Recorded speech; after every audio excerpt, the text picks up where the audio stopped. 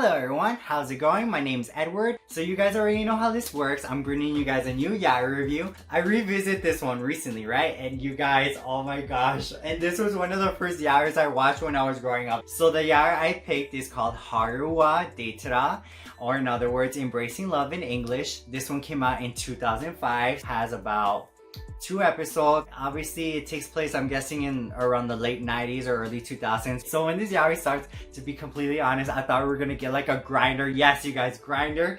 A 2000s grinder kind of hookup moment, because I mean that parking lot and these two guys just meeting. I was like, oh wait, shut up. Are we gonna get like a hookup here? I'm like, no, sadly it was not that. Turns out they were actually going to a press conference because these two are actually actors. So the first character is Awaki Kyuzok. He does have a few insecurities. He's kind of the type that likes to take everything on his own. And then we have the other character, Katu Yuji, and he's pretty much the opposite. He's very unapologetic. And let's just say I just wish I had his confidence. One of the things that we do learn right away is that these two are actually porn stars. Well, formerly porn stars, and now they're trying to make it into the mainstream, and this is kind of like their big break. I mean, porn star, yaoi, when you really think about it, it's not a weird combination. It actually really works out, especially for this one. Yeah, we see Awaki's point of view. You can see that he's not too happy, mainly because Katu got the leading role. And then in this moment, he's actually drunk, so that doesn't really help either. See, by then, after them talking it out and everything, we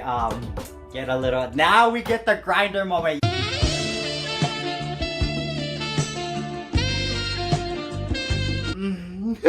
Yeah, I got excited. So as the series continues, we just see them continue to film this series together. There's actually a point where Katu kind of does take it a bit too far. Even Awaki's like, hey, you do remember we're acting here. We're not real lovers. He makes this deal of telling Katu, you know what? Why don't you just sit there and try to seduce me as if you were a woman? Yeah, I know it sounds weird the way I'm wording it, but he literally did do it.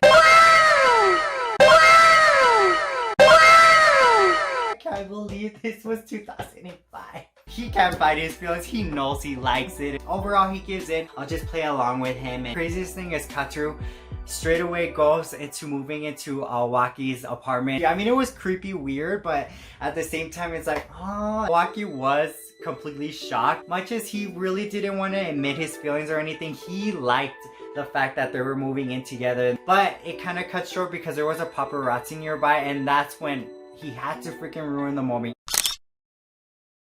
Awaki's not okay with it, and they're kind of going through this disagreement about what happened. Something good actually does come out of it. It's probably one of the best scenes I've ever seen in a kind of love story anime. They're interviewing Katu on TV, and they're even asking him what's happening with them, and Awaki shows up, and it turns out that father reached out. Yes, you guys, he reached out to Awaki. We love supportive parents. On live TV, you guys, they kind of got back together, and oh, it was the sweetest moment. Being really happy and everything, they decide to go to a party, and Awaki is actually really excited about being to this party. And this is when we meet another character. The person he's actually looking forward to is an actor. His name is Kazuya Kikuchi. He had a lot of backlash because there was a lot of rumors spreading about him being a homosexual, which, spoiler alert, the rumors are true. Hey, it's so nice to meet you, like, I've seen all your movies. He tells Awaki, why don't we go out and hang out somewhere else? So this is when we start to see that Kazuya is jealous. He wanted to kind of ruin his relationship with Katu and kind of make